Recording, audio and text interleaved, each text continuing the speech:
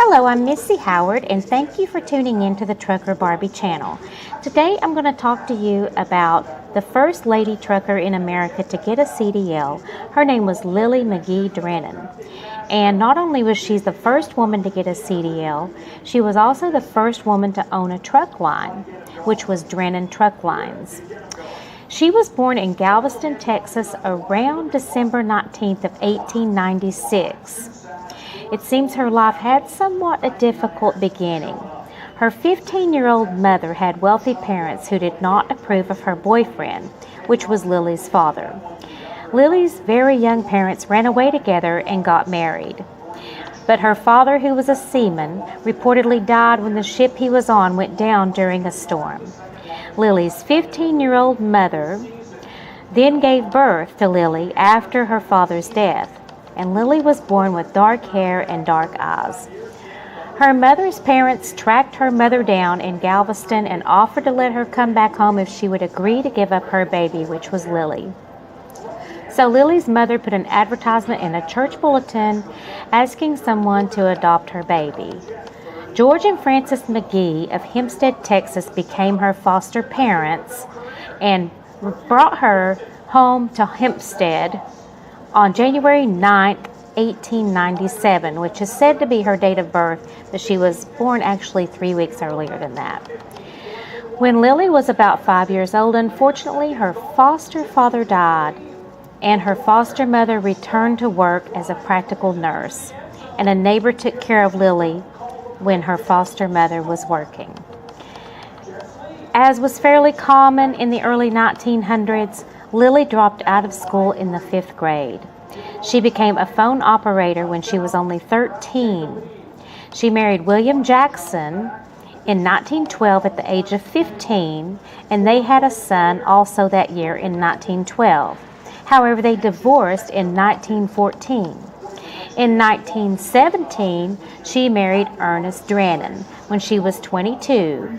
And she contracted scarlet fever and suffered hearing loss as a result during that same year, so she had to wear hearing aids pretty much for the rest of her life. In 1928, she and Ernest started a truck line called Drennan Truck Line. In 1929, the Railroad Commission regulated truck drivers and did not want to give Lillie a CDL because they thought her hearing loss made her a safety risk. She thought the decision was sexist, and she challenged them by saying, "If any man can beat my record, I'll just get out of here." And they could not find a man with a better safety record, so they gave her a CDL. In 1928, Lillie and Ernest wanted to start a truck line in order to take advantage of the oil boom in Hempstead, Texas. So Lillie and Ernest bought a used open cab Model T Ford, and then they bought a second truck, a closed cab Chevrolet driven by Lillie.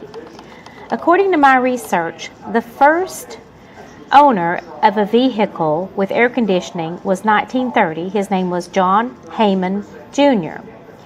And so it is not known whether or not these trucks that they drove had air conditioning or heat. And so if they didn't have air conditioning, their driving experiences must have been miserable. Lillie and Ernest divorced in 1929, but Lillie, being the total boss that she was, continued to run the trucking company. She hired mostly African American men to drive her trucks and trained all of the drivers herself. She was known to wear khaki pants, a shirt, lace-up boots, a 10-gallon hat, and a loaded revolver. When she was on the road, trucks didn't have showers for women, truck stops, so she had to chain the door shut or ask someone to watch the door when she showered. She was also apparently a rough boss. She cursed like a sailor, was known to kick her employees on their backside, and threatened to pistol whip them or beat them with an iron bar, which I'm sure she never actually did. She was known to drive more than 48 hours at a time with very little sleep, and had never had an accident during her 20-some-odd year career of driving trucks. In 1931, she married S.B. Bouloir, and they divorced in 1943. They also had no children together. Lillie was recognized by an insurance company for her company's safety record. She was also recognized nationally in newspapers, on radio, and in magazines, and was given the nickname Dryland Tugboat Annie, which made it clear she had succeeded in a man's world. Lillie sold Drennan truck lines in 1952. She later built and ran a liquor store. Lillie McGhee Drennan was the daughter of a 15-year-old girl and a seaman, the foster daughter of a practical nurse and a successful businessman, a scarlet fever survivor. She was married 3 times in her life. She was the mother of an only child, a son. She was a respected lady trucker and a truck line owner who had participated in several businesses in her lifetime. She co-owned a bottling company. She operated a restaurant and cafe, and later in life built and ran a liquor store. She died on September 10, 1974 at the age of 77. I could not find her cause of death. To learn more about Lillie, get the book, Lillie of Six Shooter Junction, The Amazing Story of Lillie Drennan by Florence Guild Bruce. Thank you.